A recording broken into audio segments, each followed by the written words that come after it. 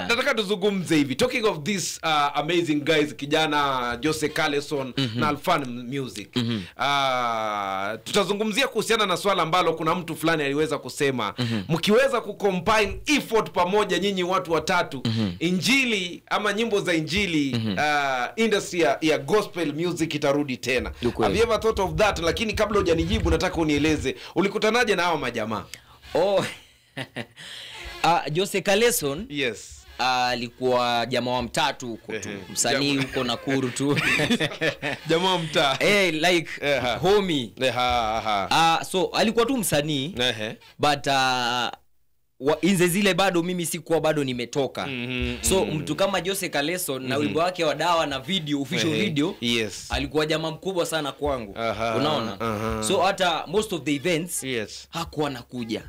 Hakuwa anakuja nyingi sana hizo. Yani mtu ameadimika. Ule star ule alikuwa Kitale, huko. Kijana maadimika. So before that hakuwa amefika Kitale bado. So tulikuwa tunasalimiana tu kwa event, lakini kama ni msanii mkubwa hiyo sasa wakati. Ako na brand anaitunza vizuri. Kabisa. Yeah. So pole tu ndio sasa actually unaona after presenter Kai amefanya challenge na Jose Caleson. Yes. Nikaona so kumbe Jose Caleson ametoka ndio. Sasa tuko ile tumeigiana sana. Nikamwambia bro, nimeona challenge yako, congratulations. Nashukuru sana bro, mambo ya Mungu. Kijana ana maneno mengi sasa. Kabisa. Sasa ndio pia mimi superstar nikaanza sasa kusukuma presenter Kai sasa. Hata mimi nipe. Hata mimi nipe, acha mchezo. Juu kuna wakati alinipata kwa show fulani nikiperform, akasema atanitafuta, lakini hajawahi. Sasa ndio wewe ukamwambia sasa nikaanza kusukuma pia after nimeona challenge ya Jose Caleson. Exactly. So Jose Caleson alitoka wa kwanza, ndio sasa mimi nikafuata.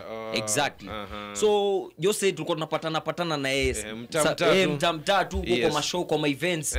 So hivyo ndo tulijuana na yeye, ndio sasa tukakuja tukaingiana sasa. Tukakuwa kama familia tu. Familia. Exactly. Alafu kijana wa Lomut akatokea wapi? Kijana wa Lomut sikuwa namjua sana. So kuna wakati sasa mimi na Kai ni kama sasa Alfani alikuwa ameongea na Kai waende Narok, wafanye collab. So Kai akaniambia, "We, uko free kesho twende Narok kwa Jester mahali?" Akaniambia, "Nitakuwa." Akaniambia, "Sawa." So tukiwa kwa gari tunaelekea, alikuwa na watch sasa nyimbo za Alfani pale. Nikamuuliza, "Huyu nani kijana? Huyu nani?" Akaniambia, "Kwa nini unijui? Kwani umjui?" Akaniambia, "Sijamfahamu bado." Akaniambia, "Huyu ni Alfani, jamaa mwenye tunaenda kufanya naye wimbo." Akaniambia, "Okay." Ndio akanirushia link zake mbili ile song fulani ya Nimepata Rafiki. Ukashangaa. Kasema kijana mkali, kijana hatari. Sana. Ana unyamwezi. Ndio sasa nikaanza ndio tukapatana huko studio, tukajuana. Na hivyo ndio sasa tukaanza kufuatiliana sasa. Nikaanza kupenda nyimbo zake.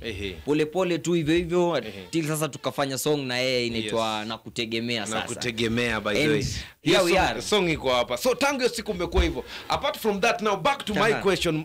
Anaitwa Sheikh mwenyewe Zandani alisema kama nyinyi mnaweza kushikana pamoja, najua mko pamoja, lakini kama mnaweza kusema sasa now gospel industry, sisi kama sasa Sammy G, Jose Caleson na Alfani, tunataka sasa tufanye kazi hivi. Je, have you ever thought mkakaa chini mkasema bana, actually wacha tuharibu hii? Iko kwa akili yangu sana. Iko kwa akili yangu. Unajua sasa hizi Jose Caleson na Alfani wako under management New Sound. Yes. Exactly. So mimi kuna vitu tu fulani tu na subiria tuone kama zitafanya ama zitaingiana. Ndio sasa iko hapa, yani kwa akili hapa. Iko tu kabisa. Yani ni vitu kidogo tu inazuia kabisa. But in the meantime, tutakuwa ndani. Deus Derrick ni msanii ambaye alikuwepo kitambo. Exactly. Kukutana kwake na yeye vipi, alafu ikakuaje mpaka mkaingilia kufanya collab ya ngoma ni upendo? Unajua wakati Guardian alifanya song na Deus, walifanya kama song ngapi?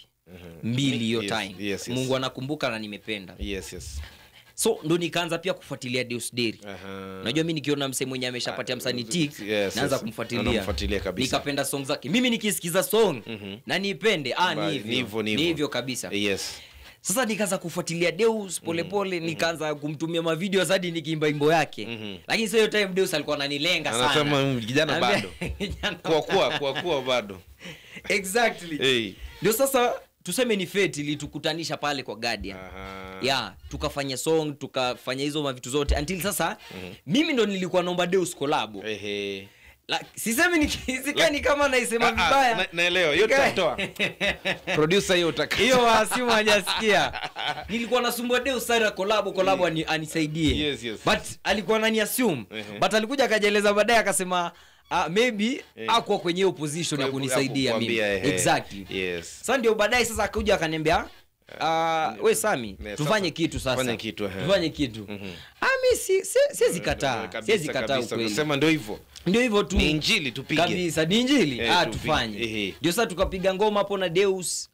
Lakini acha tu nisiongee. Tukafanya ngoma pale na Deus inaitwa Siku Yangu na nyingine hapo inaitwa Ni Upendo ambayo tumeitoa juzi tu. Yes.